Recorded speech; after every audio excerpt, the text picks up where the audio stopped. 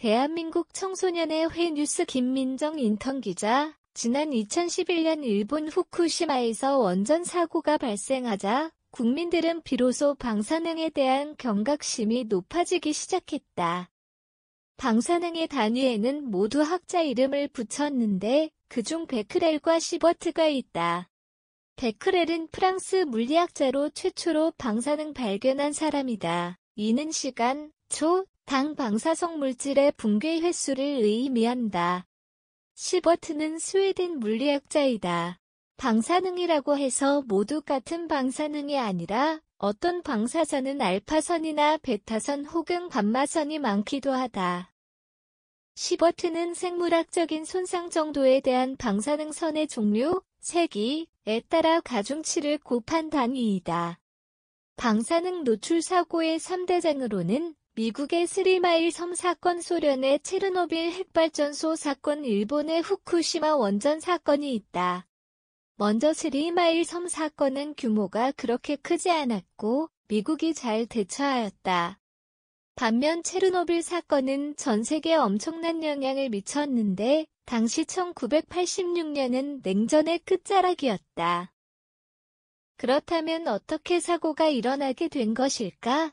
사고의 경위를 알기 위해선 핵발전소의 원리를 이해해야 한다. 사실 우라늄 광석, 핵물질, 핵분열이 몇천 년에 한 번씩 일어나기 때문에 위험한 물질이 아니다. 근데 우라늄을 인계질량 이상 농축하게 되면 핵분열이 일어난다. 용기에 인계질량 이상이 되는 핵물질을 넣고 핵폭탄이 되지 않도록 증수에 담가 서서히 핵분열이 일어나도록 조절한다. 또 핵물질을 제어하는 감속봉을 넣어 핵분열을 조절한다. 서서히 분열하기 때문에 거기에서 나온 열을 이용해 터빈을 돌리면 그 힘으로 발전을 하게 되는 원리이다. 당시 소련에서는 핵분열을 제어하는 첨단 시설이 있었는데 신입사원들에게 제어를 맡기고 자리를 비웠다고 한다. 그런데 핵의 노심 온도가 급격히 상승했다.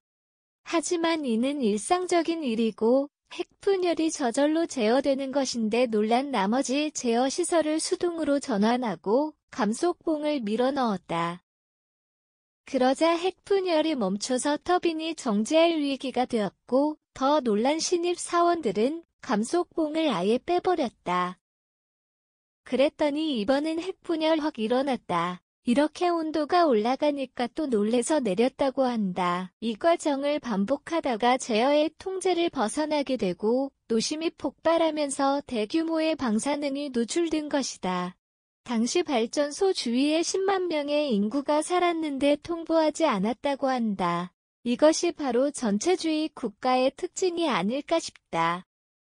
정말 안타깝게도 당시 노심에 물을 뿌린 소방관은 온몸이 다 타버렸다고 한다. 화상은 피부의 깊이에 따라 정도를 구분한다. 방사능은 그냥 투과하면서 몸의 모든 세포의 유전자들을 다 훼손하며 지나간다. 그래서 방사능이 지나간 곳은 외관은 화상처럼 보이지만 모두 죽은 세포이다.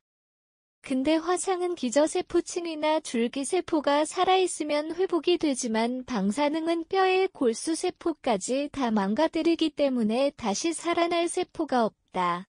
방사능에 노출되면 가장 위험한 암이 갑상선암과 백혈병이다.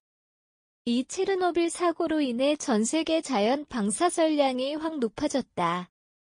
즉 방사능 사고로 인해 전 세계 인류가 한 방에 멸종할 수도 있는 것이다. 일본은 사실 후쿠시마 전 한 번 사고를 친 적이 있는데 바로 도카이안 사고이다. 핵폐기물 용기에 작업자 2명이 핵폐기물을 규정된 용량보다 더 많이 부었고 인계질량을 넘어서자 바로 핵분열이 일어나며 2사람 모두 튕겨나가 기절했다.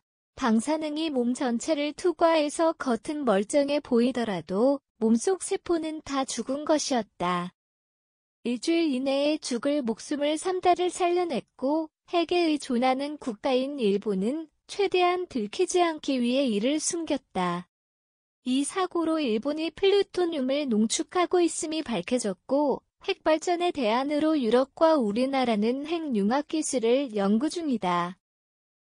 이 기술은 방사능이 나오지 않는다는 큰 장점이 있다. 핵융합 기술이 얼른 나와서 안전한 발전이 되었으면 하는 바람이다.